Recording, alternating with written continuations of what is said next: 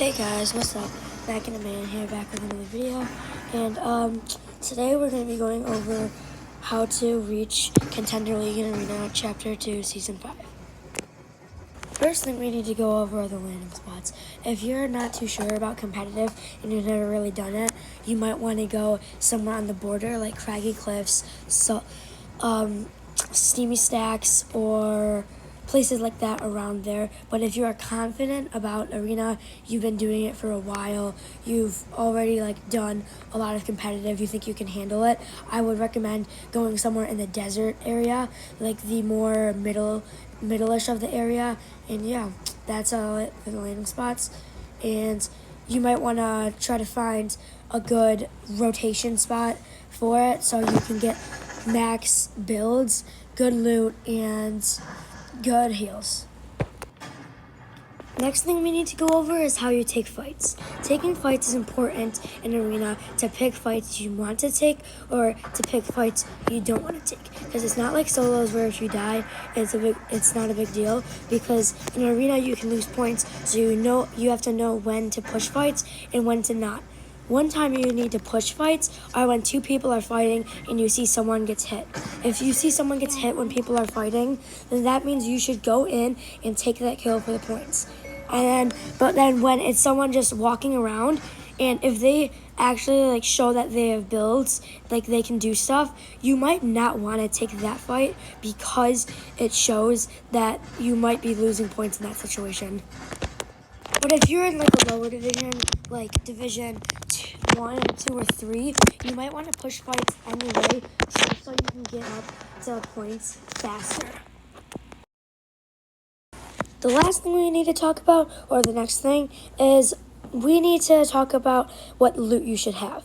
If you have the option for a lever action, I would highly take it. Lever action shotguns do so much damage, it's incredible. All you really need to have with it is either a pistol or an AR or an SMG, because a lever action can do hundreds of damage, and then it's easy to get points and take fights. And your heals should be shields, 3 to 6 minis, or big pots, and medkits. Or you can also have flappers, no SMG, shotgun, and AR. That would be my highly recommended loot. That's what I would use. And yeah, that's it for the loot. Now we have to talk about rotation. Rotation is one of the key things so you don't get picked on when you're in the storm or rotating to circle in final zone. So you should be able to place floors, put stairs behind you, and put walls on the side so you can only shoot in front of you, and the people can only shoot from in front of you so you can see what is happening and what's going on. Because if you can't see behind you, so if you are just running through the open field, people are definitely going to try to shoot at you, kill you for those extra points. So you have to make sure that you're covering yourself as much as you can, or shockwaves would be a good one, or anything like that to get you really far. And you just need to use them carefully, and you need to have a lot of mats to do all this stuff because it's a very high skill. And what you need to do is really just focus on it, and you can be able to rotate really good. Here comes the most important part. This is where you get most of the points. This is the part you've been saving up for the whole game. The big point of it. The good loot, the good heals, the good rotation. It's endgame. You need to be able to play top-notch in endgame.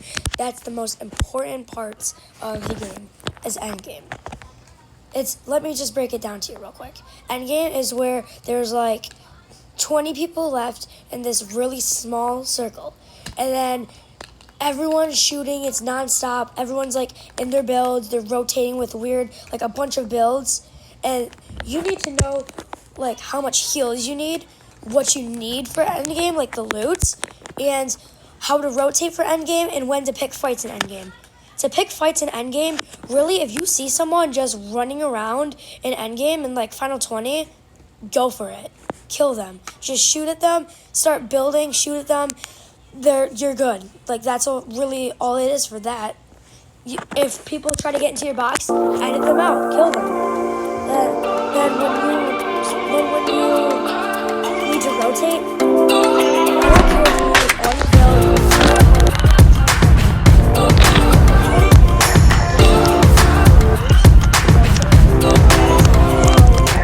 because you don't need to protect from the sides and the back. You just need to worry about people coming up trying to take out.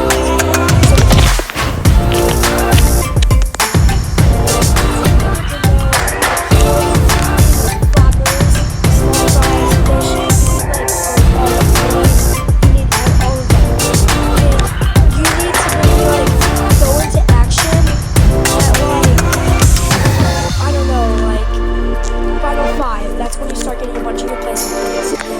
That's it for endgame. Now you need to know the placement points and how much points it is and when you earn them. Alright, first off, it is when you get a kill. When you get a kill, you get 20 plus hype points. When you get to final 25, you get 60 hype points. When you get to final 15, you get 30. Final 5, you get 30. And a win is 60. So imagine how much points you can get if you get like 10 kills in the win. That's a lot of points.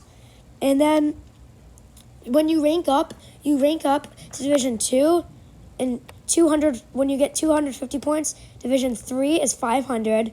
Division 4 is 1,000. Then Division 5 is 1,500. Division 6 is 2,500, and Division 7 is 4,000. Division 8, I believe, is 8,000, and that's all the way up to Champion League. So that's past Contender League, which this video is about. So you should be all set with knowing everything now and about placement points and when you get them and how often you get them. Hey, thanks for watching. I hope you enjoyed. Comment down below if you got to Contender League after this video and if you found my tips helpful.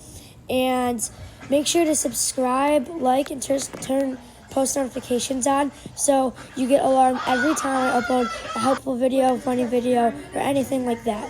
Peace, and I'm out.